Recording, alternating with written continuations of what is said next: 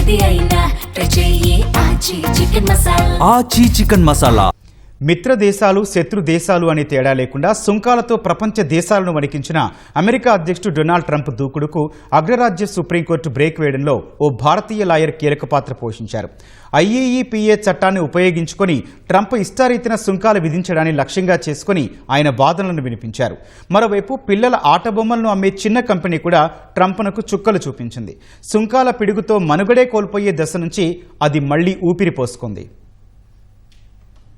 అధికారాన్ని ఇష్టం వచ్చినట్లు వాడుకుంటూ ప్రపంచ దేశాలపై అమెరికా అధ్యక్షుడు ట్రంప్ విధించిన సుంకాలు చెల్లవంటూ ఆ దేశ సుప్రీంకోర్టు సంచలన తీర్పు ఇచ్చింది. ట్రంప్ దూకుడుకు సుప్రీం కళ్లెం వేయడంలో భారత సంతతి న్యాయవాది నీల్ కత్యాల్ కీలక పాత్ర పోషించారు. చిన్న వ్యాపారులు, డెమోక్రాట్ పాలిత రాష్ట్రాల కూటమి తరపున ఆయన సుప్రీంకోర్టులో వాదనలు వినిపించారు. ఈ టారిఫ్ల కోసం ట్రంప్ 1977 నాటి అంతర్జాతీయ ఆర్చయిక ఆర్థిక అధికారాల చట్టాన్ని IEEPA ఉపయోగించడానికి వ్యతిరేకంగా నీల్ కత్యాల్ సుప్రీంకోర్టులో వాదించారు. ప్రతి వాణిజ్య భాగస్వామిపై సుంకాల వడ్డన అన్యాయమని, రాజ్యాంగ విరుద్ధమని పేర్కొన్నారు. తీర్పు తర్వాత స్పందించిన నీల్ ఈ రోజు కోర్టు చట్టపరమైన పాలన, ప్రజల భద్రత కోసం నిలబడిందన్నారు. అధ్యక్షుడు శక్తిమంతుడే, కానీ రాజ్యాంగం మరింత శక్తివంతమైందని నిరూపితమైందన్నారు. షికాగోలో జన్మించిన నీల్ కత్యాల్ తల్లిదండ్రులు భారత్ నుంచి వెళ్లిన వలసదారులు. తల్లి ప్రతిభ డాక్టర్, తండ్రి సురేందర్ ఇంజనీర్. 2010లో అమెరికా అధ్యక్షుడు ఒబామా హయాంలో US సొలిసిటర్ జనరల్ గా నీల్ వ్యవహరించారు. గతంలో ట్రంప్ విధానాలకు వ్యతిరేకంగా నీల్ కోర్టుల్లో వాదించారు.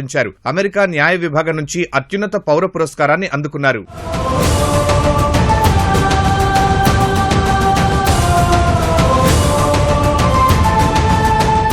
ట్రంప్నకు చుక్కలు చూపించడంలో ఓ చిన్నపాటి బొమ్మల కంపెనీ పోరాటం ఉంది. లెర్నింగ్ రిసోర్సెస్ లిమిటెడ్ అనే సంస్థ చైనా నుంచి తక్కువ ధరకు ఎడ్యుకేషన్ టాయ్స్ దిగుమతి చేసుకునేది. ట్రంప్ సుంకాలతో అది తీవ్రంగా నష్టపోయింది. దీంతో అధ్యక్షుడి నిర్ణయాన్ని వ్యతిరేకిస్తూ మరికొందరు పిటిషనర్లతో కలిసి లెర్నింగ్ రిసోర్సెస్ యజమాని రిక్ వోల్డెన్బర్గ్ సుప్రీంకోర్టును ఆశ్రయించారు. విజయం సాధించే వరకు వెనక్కి తగ్గకుండా న్యాయ పోరాటం చేసి ప్రపంచ వాణిజ్యంపై ప్రభావం చూపే తీర్పులో భాగమయ్యారు. ప్రభుత్వానికి కట్టిన పన్నులను లెర్నింగ్ రిసోర్సెస్ రికార్డులో రాసుకుంది. పన్నుల రూపంలో చెల్లించాల్సిన దానికంటే అమెరికన్లు అదనంగా కట్టారని, తమ డబ్బులు తిరిగిచ్చేయాలని కంపెనీ డిమాండ్ చేస్తోంది. US దిగుమతిదారుల్లో 97% మంది చిన్న వ్యాపారులే. ఏటా సుమారు $868 బిలియన్ విలువైన ఉత్పత్తులను అమెరికాకు తీసుకువెళ్తున్నారు. OS సెలక్షన్ అనే ఓ చిన్న వైన్, ఆల్కహాల్ కంపెనీ సైతం ట్రంప్నకు వ్యతిరేకంగా తీవ్రంగా పోరాడింది.